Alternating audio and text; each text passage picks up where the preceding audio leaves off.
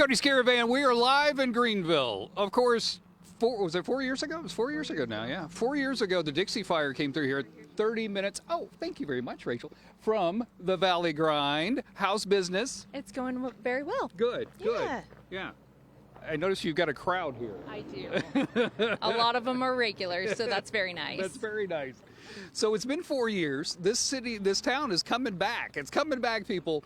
My friend Terry said, Cody, you need to come up here. And you were so sweet. You've been giving me updates for a while now about what's happening. I started having, I wanted you to come in on August 4th, but you couldn't make it. And this is the next date, and so here we are. Here we are. Yeah, Here we are. This is exciting. It is so exciting. It is so exciting to see the vibrantness. Everybody came out this morning. Look at all these people came out. This lady right here met me with signs that said, hi, Cody. Hi, Cody. And you met me with a sign that said, hi, Cody. Good to see you. Good to see you all. Okay, so let's talk a little bit about the resurgence of this town. This gentleman right here. What's your name again? Jason. Jason, please tell the folks at home what you guys are doing. So we're the Dixie Fire Canopy Project, and what we do is we offer 4 trees and 2 shrubs to anybody that is rebuilding within the burn scar, absolutely free of charge to alleviate some of that burden to you. Yeah, yeah. And you can check us out at DixieFireCanopyProject.org if you want to help us out and help commit some trees. You see the trees here, the trees at the spot. That was us digging it all. Digging it all. Digging it free. all, planting them free. It's free. So when something happens like this, and in the town, I mean, you guys had, what, 30 minutes, if that, to get out? Pretty much. Yeah. I mean, that fire broke over, and that was it. It was crazy. Absolutely crazy. But when the town's starting to rebuild, everybody's got to come together, right? Yes. It takes a community to build a community. As simple as that. And so we try and help build that community, bring the green back to Greenville. Yeah. Yeah. You're doing a good job, man. It looks Thank great. you. It looks great. Seriously, it's so exciting to be here because you can feel the energy as you guys rebuild. Let's see, who else did I want to talk to? This lady joined us this morning, and she's wearing a bow tie. A bow in the front, a bow in the back. The bow in the back, and the bow in the back. Terry, what are we going to see today, my friend? We are going to go over to the Way Baby. It's a temporary bar and place that people eat at, and the thrift store. And then go for the big building where they're rebuilding the way station that should be ready by next year. Oh, excellent. Yeah, and then maybe we can swing by and see the Round Valley Council with the Mighty Indians teepee they built. Okay. It's really beautiful inside. Okay. And then maybe hit on over at the post office and say hi to my friends that I used to work with. Yes. By the way, Terry's Jeep has got a steering wheel on the opposite side. I was like, how do you drive that thing? I was like, oh, yeah, I used to be with the post office. That totally makes sense. Very slowly. I want to thank you all for coming out and greeting me this morning. This lady right here has a train collection, and you've been texting me and tweeting me for years to come up here. I got a personal email from him, and I went, oh, my gosh. I email John Dabkovich all the time. He never gets excited about it. I don't understand. She doesn't know who that is. Okay, we're going to take you around Greenville this morning and show you the resurgence of this town.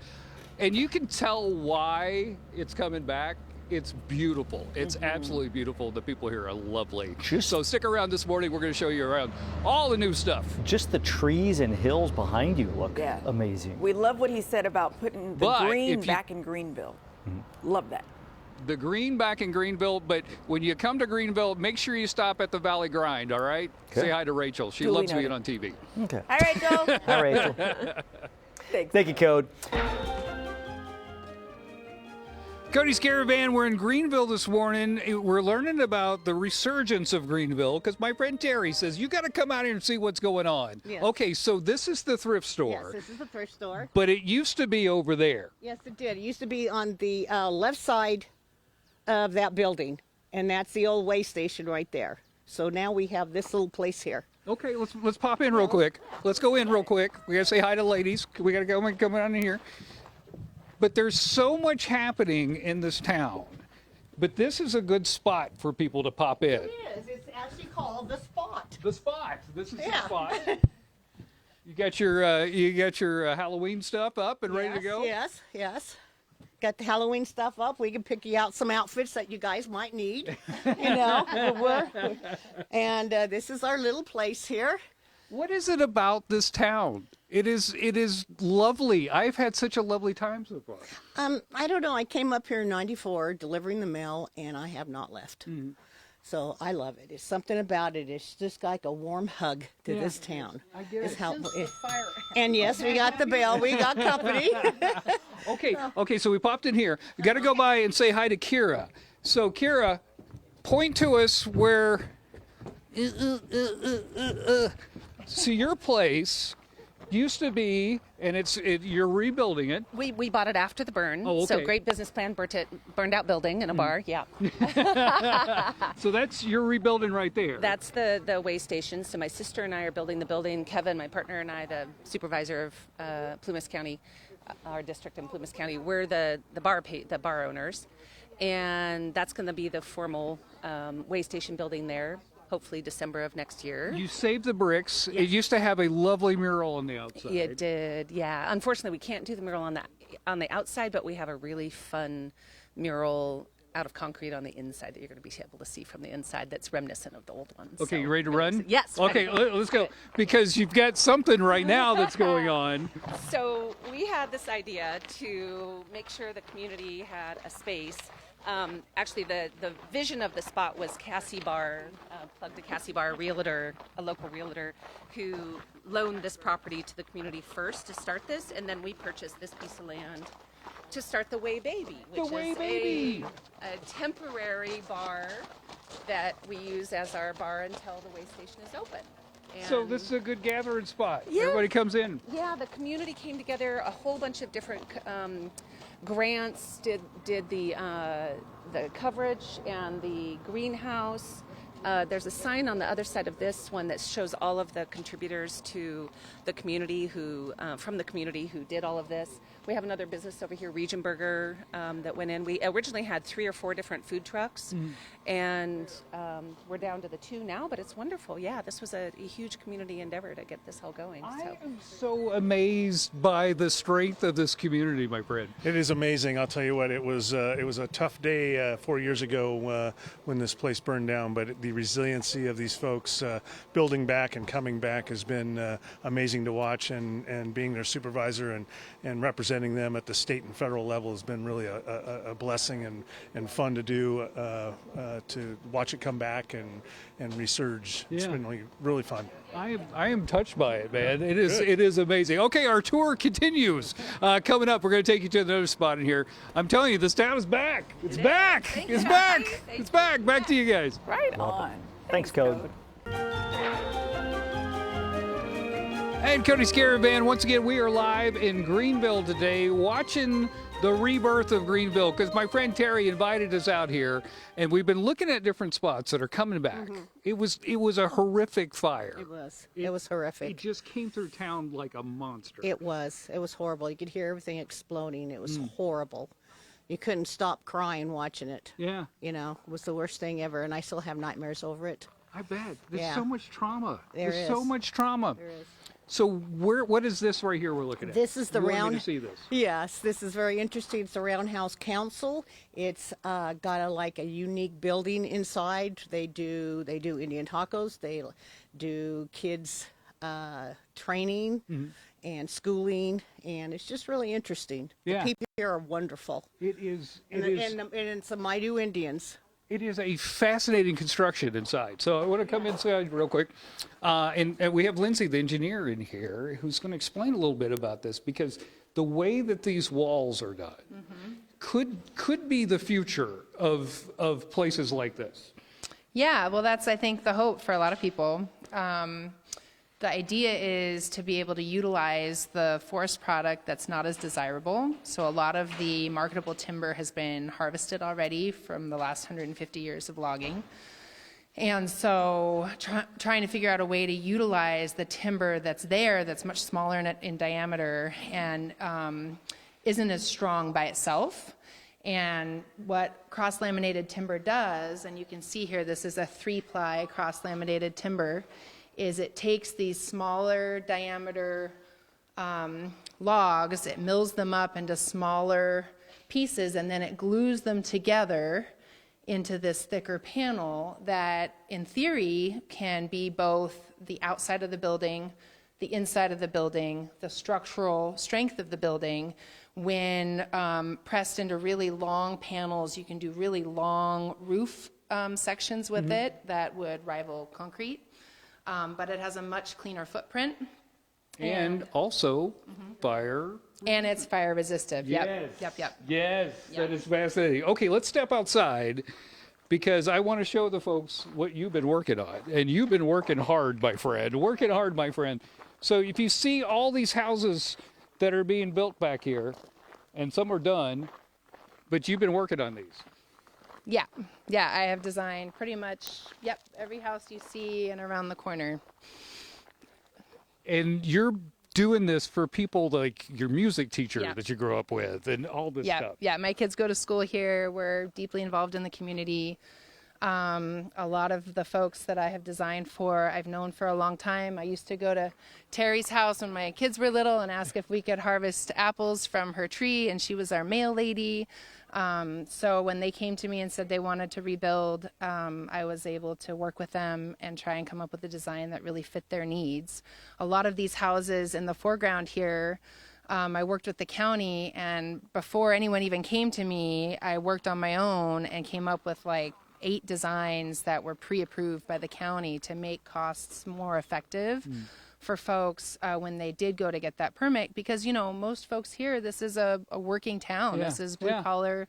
They don't have a ton of money to build big fancy houses, and they just wanted what they had. And so we came up with designs that were flexible, that could be rearranged on the inside, and that I could give to them for a fraction of the cost of. You should wear a cape. You should Well, wear a no, I cape. don't know about Yes, that. you should. You should wear a cape. All right, coming up, we got a little bit more from Greenville. Do not go away. Back to you guys in the studio. This has been amazing. Yeah. The resilience of the people in this town is unbelievable.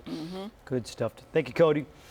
Continue our tour of Greenville this morning. So when the word went out that I was coming here, I got this email from this lady right here. She says, you got to stop by the library. Please introduce yourself to the folks at home.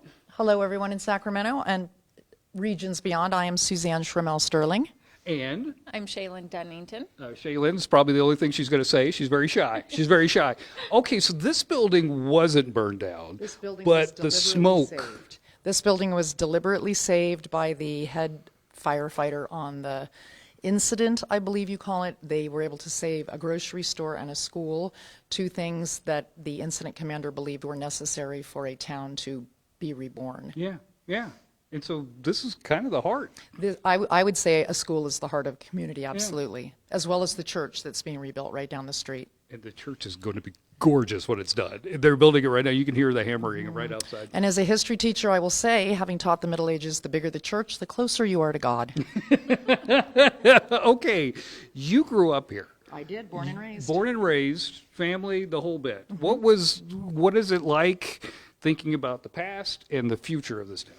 Well, looking at all the students in the library, that this school was slowly eroding due to somewhat of a lack of financial funding, shall we say, from the district, mismanagement from certain principals, and obviously the Dixie Fire. I think this school could have gone either way.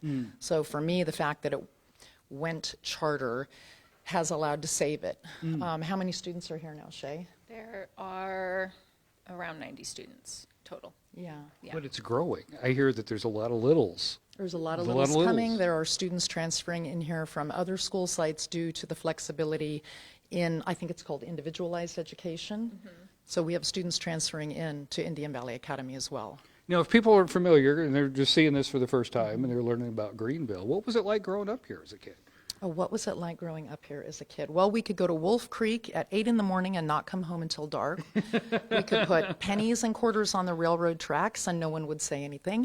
There were no cell phones tracking us anywhere that we went. Shay might add something. So, and now, how you feeling about the rebirth, the regrowth? I live in Quincy. I come over often to volunteer in the library.